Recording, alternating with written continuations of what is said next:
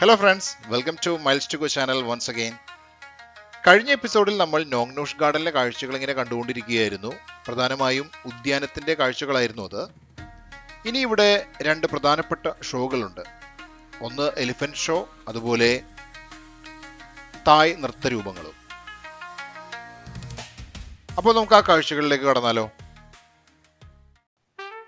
ആനകളുടെ കലാപരിപാടികൾ നമ്മൾ സർക്കസിലോ അല്ലെങ്കിൽ മറ്റു പല ഷോകളിലൊക്കെ കണ്ടിട്ടുണ്ടാവും. ഇവിടെ ഇതാ തായ്ലൻഡിൽ ഈ നോങ്നൂഷ് ഗാർഡനിൽ നമുക്കൊരു പ്രത്യേകമായി ആനകളുടെ ഒരു ഷോയുണ്ട്. തായ്ലൻഡ് എന്ന് പറയുന്നത് ആനകളുടെ നാടാണല്ലോ. കൊച്ചുകുട്ടികൾ മുതൽ മുതിർന്നവർക്ക് വരെ വളരെ നന്നായി എൻജോയ് ചെയ്യാൻ പറ്റുന്ന ഒരു വിനോദമാണ് ഈ എലിഫന്റ് ഷോ. ഒരു വലിയൊരു ഗ്രൗണ്ടിൽ ആനകളെയൊക്കെ അങ്ങനെ നിരത്തി നിർത്തിയിരിക്കുകയാണ്. നല്ല പട്ടുകുപ്പായൊക്കെ ഇടിച്ചിട്ടുണ്ട്. നമുക്ക് ഈ ഷോ കാണാം.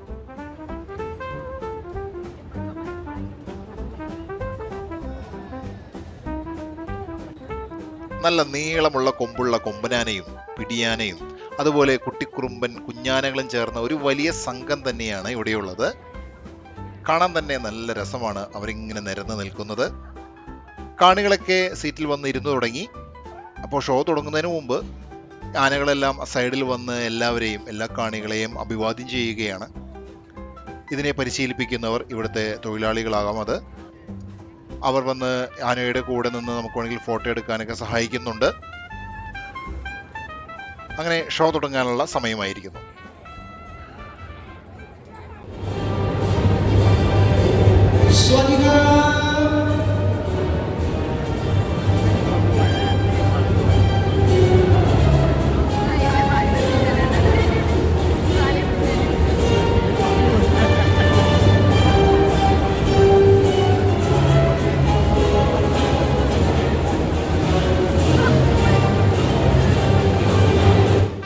ഗംഭീരമായ തുടക്കമല്ലേ.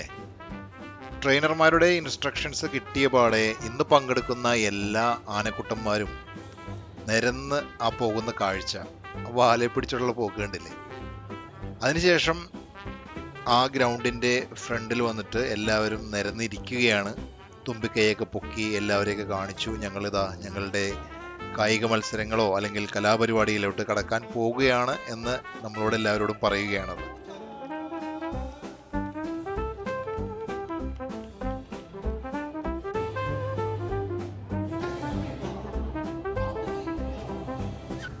ആനകളുടെ ബലൂൺ പൊട്ടിക്കൽ മത്സരമാണ് കേട്ടോ ഇനി നടക്കാൻ പോകുന്നത്. രസകരമായിരിക്കും അത്. രണ്ടാനകളും നിരന്നു കഴിഞ്ഞു. രണ്ട് ടീമാണ്. ബലൂണുകൾ നിരത്തി വെച്ചിട്ടുണ്ട്. ആരാണ് കൂടുതൽ പൊട്ടിക്കുന്നത് നോക്കാം.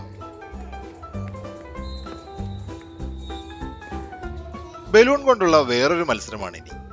ഇത്തവണ സൂചിയേറാണ്. ഒരു ബോർഡിൽ ബലൂണുകൾ അങ്ങനെ നിരത്തി വെച്ചിട്ടുണ്ട്. അവിടേക്ക് സൂചി എറിഞ്ഞു കൊള്ളിച്ച് ആ ബലൂൺ പൊട്ടിക്കണം.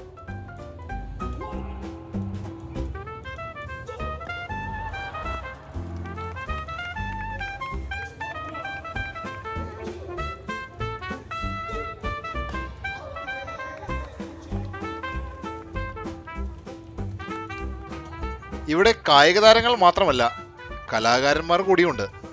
ഇതാ ഒരു കുട്ടിക്കുറുമ്പൻ ഭയങ്കരമായിട്ട് പെയിന്റ് ചെയ്യുന്ന തിരക്കിലാണ്. അതും ഒരു ടീഷർട്ടിലാണ് പെയിന്റ് ചെയ്യുന്നത് കേട്ടോ. ആ ടീഷർട്ട് അവിടെ ഹാങ് ചെയ്തിട്ടുണ്ട്. അവിടെ ബ്രഷൊക്കെ ഉപയോഗിച്ചിട്ട് എന്തൊക്കെയോ കുത്തി വരയ്ക്കുന്നുണ്ട്. ഒരു മരത്തിന്റെ ഷേപ്പായി മാറുന്നു. കൊള്ളാം, അടിപൊളി പടം.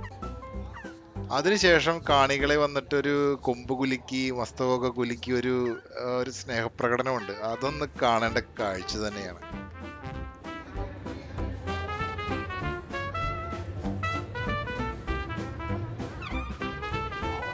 അടുത്തത് ഇവരുടെ ബാസ്കറ്റ്ബോൾ മത്സരമാണ്. ഒരു നിശ്ചിത ദൂരത്തിൽ ബാസ്കറ്റ്ബോളിന്റെ ബോർഡ് വെച്ചിട്ടുണ്ട്. അവിടെ നിന്ന് തുമ്പിക്കൈയിൽ ബോൾ എടുത്ത് നേരെ ആ ബോർഡിന്റെ ലക്ഷ്യമാക്കി എറിയണം. വലയിൽ വീണാൽ സ്കോർ ചെയ്യാം. അതാ ഒരു പിടിയാന ലക്ഷ്യം വെച്ചെറിയുന്നു. ഗോൾ! ആനകളുടെ ഫുട്ബോൾ മത്സരമാണ് ഇനി നടക്കുന്നത്. ഫുട്ബോൾ മത്സരം എന്ന് പറയുമ്പോൾ പെനാൽറ്റി ഷൂട്ടൗട്ട് ആണ്.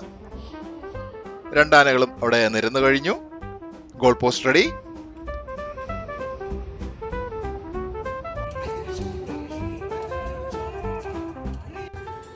അല്പം ധൈര്യമുള്ള ആളുകൾക്കുള്ള ഒരു പരിപാടിയാണ് അടുത്തതായി നടക്കുന്നത്. കാണികളിൽ നിന്ന് കുറച്ച് പേരെ അങ്ങോട്ട് വിളിച്ചിട്ടുണ്ട്.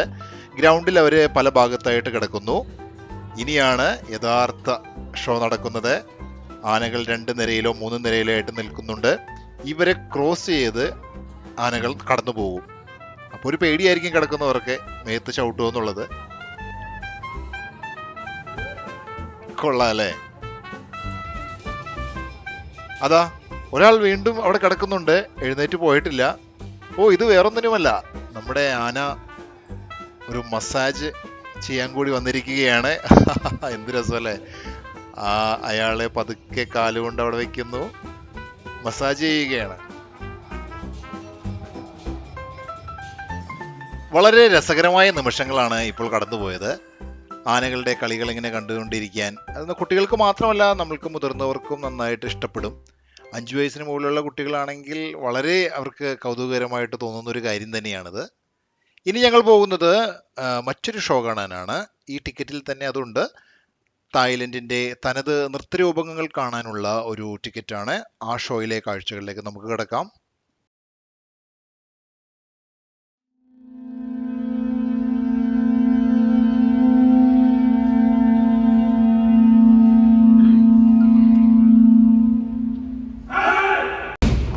അതിമനോഹരമായ ഒരു ഡാൻസ് പ്രോഗ്രാം തുടങ്ങുന്നതിൻ്റെ സൂചനയായി ഇതാ കാഹളം മുഴങ്ങിക്കഴിഞ്ഞു. അതിനു പിറകെ പെരുമ്പറയുടെ നാദവും. വർണ്ണമനോഹരമായ ഒരു ലോകത്തേക്കാണ് നാം ഇനി പോകുന്നത്. അതിനുവേണ്ടി കണ്ണും കാതോർത്ത് നമുക്കിരിക്കാം. ഞങ്ങൾക്ക് ഒരു സൈഡിലെ സീറ്റാണ് കിട്ടിയിരിക്കുന്നത്. അതുകൊണ്ട് എൻ്റെ ക്യാമറയുടെ ആംഗിൾ ഒരുപക്ഷെ സ്ട്രെയിറ്റ് ആയിരിക്കില്ല.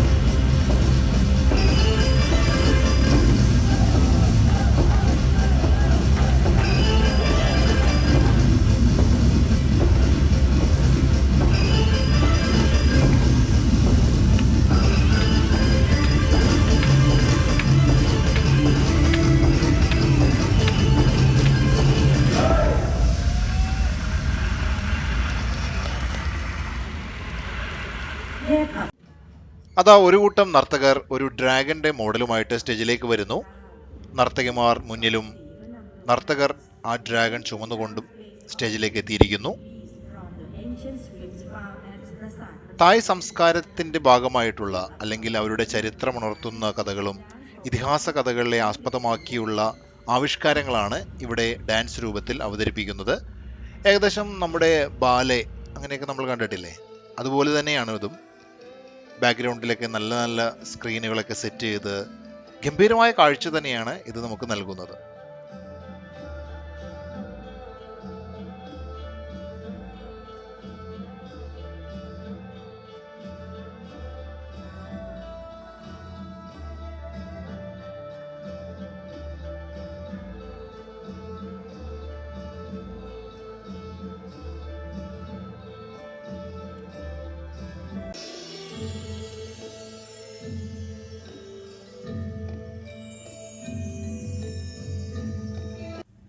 നൃത്തനൃത്യങ്ങൾ മാത്രമല്ല, തായ് തനത് ആയോധന കലകളുടെ ഒരു പ്രകടനം കൂടി നമുക്ക് ഇവിടെ കാണാം.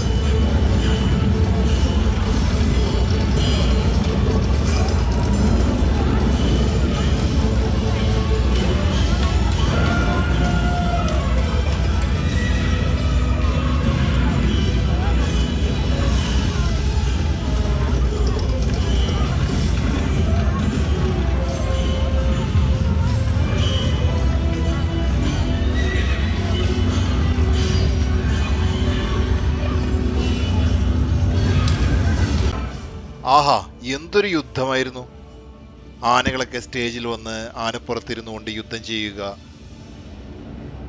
ശരിക്കും നമ്മൾ പണ്ട് ടി വിയിലൊക്കെ മഹാഭാരത യുദ്ധം കണ്ടിട്ടില്ലേ? ഏകദേശം എനിക്ക് അങ്ങനെയാണ് തോന്നിയത്. ഒരു നേരിട്ടൊരു യുദ്ധം കണ്ട പ്രതീതി. കലാകാരന്മാരുടെ പ്രകടനം അസാധ്യം തന്നെ എന്ന് പറയാം. ഇനി കുറച്ച് നർത്തകിമാർ വരികയാണ്. ഇവർ പ്രത്യേക രീതിയിലാണ് ഡ്രസ് ചെയ്തിരിക്കുന്നത്. നമ്മുടെ ബ്രസീലിലെ റിയോ ഡി ജനീറോ കാർണിവലിനെ അനുസ്മരിപ്പിക്കുന്ന രീതിയിൽ വേഷവിധാനം ചെയ്തുകൊണ്ട് ഇതാ ഒരു കൂട്ടം നർത്തകർ സ്റ്റേജിലേക്ക് വരുന്നു.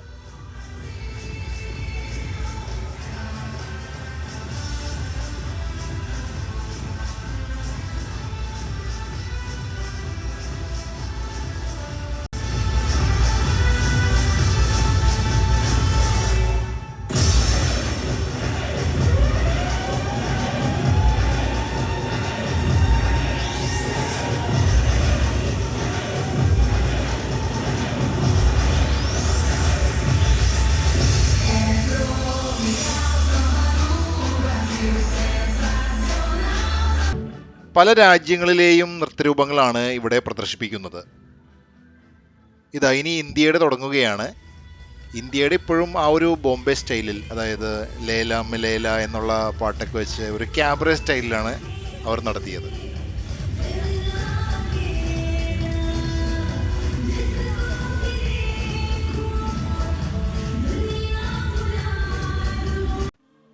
ഇനി ചൈനയുടെ ഡാൻസാണ്. ആകെ ഒരു ചുവപ്പ് മയമാണ് സ്റ്റേജിൻ്റെ ബാക്ക്ഡ്രോപ്പ് ആയാലും നർത്തകരുടെ വേഷവിധാനങ്ങളായാലും എല്ലാം സർവം ചുവന്ന മയം. രാജകൊട്ടാരങ്ങളിലെ കഥയൊക്കെ ആയിരിക്കാം ഇവിടെ ഇവർ ആവിഷ്കരിക്കുന്നത്.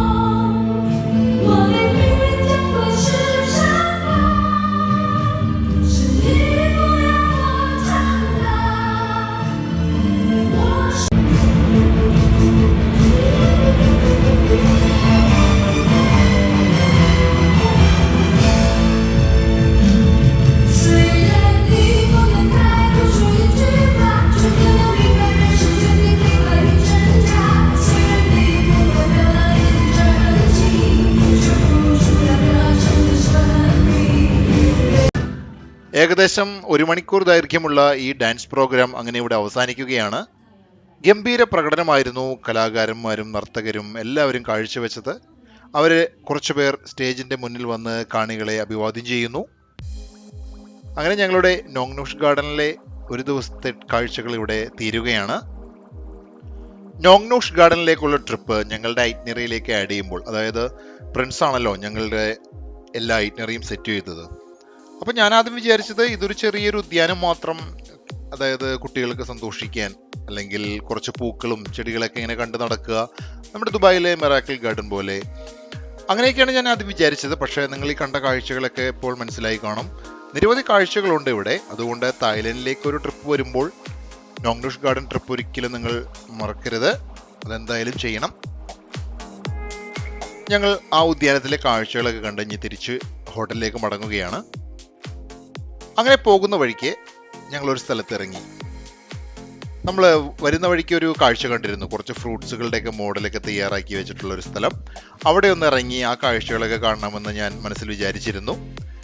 കൂടാതെ അവിടെ ഒരു ഗ്രോസറി ഷോപ്പ് ഉണ്ട്, അവിടെ നിന്ന് കുറച്ച് സാധനങ്ങളൊക്കെ വാങ്ങുകയും ചെയ്യാം. ഉദ്യാനത്തിലേക്ക് പോകുന്ന വഴിക്ക് പ്രധാന പാതയുടെ ഒരു വശത്തായിട്ടാണ് ഈ ഫ്രൂട്ട്സിൻ്റെയൊക്കെ മോഡൽ ഇങ്ങനെ മനോഹരമായി നിരത്തി വെച്ചിരിക്കുന്നത്. ഞങ്ങളവിടെ ഇറങ്ങി കാഴ്ചകളൊക്കെ ഇങ്ങനെ പകർത്തിക്കൊണ്ടിരിക്കുകയാണ്. സിമെന്റ് കൊണ്ടോ അല്ലെങ്കിൽ പ്ലാസ്റ്റർ ഓഫ് പാരീസ് കൊണ്ടായിരിക്കാം ഇതൊക്കെ ഇങ്ങനെ നിർമ്മിച്ചിരിക്കുന്നത്. എന്തായാലും നല്ല ഫിനിഷിംഗ് ആണ് കാണാനായിട്ട്. പഴത്തിൻ്റെയൊക്കെ ഒരു കൊലയായിട്ട് അങ്ങനെ, അല്ലെങ്കിൽ ഒരു പടല ചെത്തി വെച്ചിരിക്കുന്നത് ശരിക്കും കണ്ടിട്ടുണ്ടെങ്കിൽ നമുക്ക് ആ ഒറിജിനാലിറ്റി ശരിക്കും ഫീൽ ചെയ്യും. അതുപോലെ കോണൊക്കെ ഇരിക്കുന്നുണ്ടല്ലേ. മാതള നാരങ്ങ, പൈനാപ്പിൾ ഇങ്ങനെ ഒരു പീസായിട്ട് ചെത്തി വെച്ചിട്ടുണ്ട്. അതുപോലെ തന്നെ വെർട്ടിക്കലായിട്ട് ഇങ്ങനെ നിർത്തി വെച്ചിട്ടുണ്ട്. അതൊക്കെ ഇങ്ങനെ കാണാൻ നല്ല രസമായിരുന്നു. ശരിക്കും ഒരു ഒറിജിനൽ ഫ്രൂട്ട്സിന്റെ വലിയൊരു രൂപം അങ്ങനെ നിർമ്മിച്ചിരിക്കുകയാണ് ഇവിടെ. അതൊരു കുറച്ചു നേരം കണ്ടു നിൽക്കാൻ പറ്റിയ കാഴ്ച തന്നെയായിരുന്നു. നോങ്നൂഷ് ഗാർഡനിൽ നിന്ന് ഞങ്ങൾ തിരികെ ഇനി ഹോട്ടലിലേക്ക് പോവുകയാണ്. ഞങ്ങളുടെ എല്ലാ പ്രോഗ്രാമെല്ലാം കഴിഞ്ഞപ്പോൾ ബിയ കാർ പാർക്ക് ചെയ്യുന്ന സ്ഥലത്തേക്ക് വന്നിരുന്നു. അവൻ ഫോൺ നമ്പർ എനിക്ക് തന്നിരുന്നു. ബിയ എവിടെയോ അവൻ്റെ ഫ്രണ്ടിൻ്റെ വീട്ടിൽ കിടക്കുകയായിരുന്നു. അപ്പോൾ ഞങ്ങൾ ഇവിടെ സ്പെൻഡ് ചെയ്യുന്ന സമയം കൊണ്ട് അവൻ അവിടെ വിശ്രമിച്ചു. അതിനുശേഷം ഞങ്ങൾ വിളിച്ചപ്പോൾ ഇവിടെ വന്നു. ഇപ്പോൾ ഞങ്ങൾ തിരിച്ചു വന്ന നമ്മൾ അതേ വഴി തന്നെ പോയിക്കൊണ്ടിരിക്കുകയാണ്. സുഖുംവിറ്റ് എന്ന എക്സ്പ്രസ് വേയിലൂടെ കടന്നു പോകുന്നു.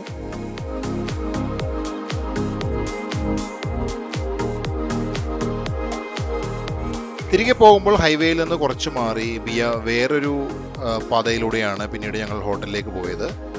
സെൻട്രൽ പട്ടായയിലോട്ട് തന്നെയാണ് നമ്മൾ പോകുന്നതെങ്കിലും ഹൈവേ ഒഴിവാക്കി തായ്ലൻഡിൻ്റെ മറ്റു ടൗൺ ഏരിയയിലൂടെ ഞങ്ങളിങ്ങനെ പോവുകയാണ്.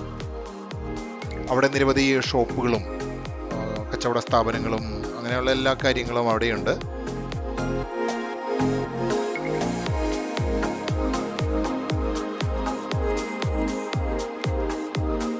ഇതാണ് ഹോട്ടൽ റോയൽ പാലസ്. ഞങ്ങൾ ഇനിയുള്ള 3 ദിവസം ഈ ഹോട്ടലിലാണ് ഞങ്ങൾ താമസിക്കുന്നത്. തായ്ലൻഡിലെ അടുത്ത കാഴ്ചകൾ അടുത്ത എപ്പിസോഡ്. ബൈ.